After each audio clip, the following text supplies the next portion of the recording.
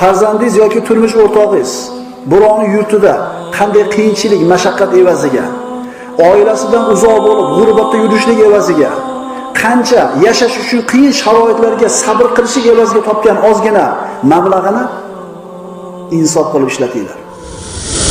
Bir kunning orzu havasga sarqib turib, 1 yillik mehnatini havoga uchirib yormaylar.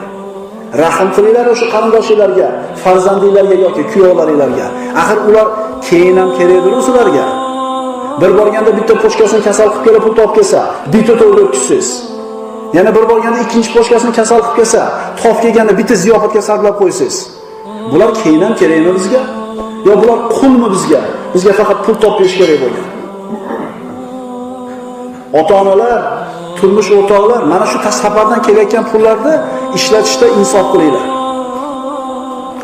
Agar siz isrof qilmasdan, insof bilan sarflasangiz, ehtimol 1 yil yurish kerak bo'lmas. 6 oy ishlab kelsa ehtimol yetar shu pul. Faqat insof kerak. Insof kerak.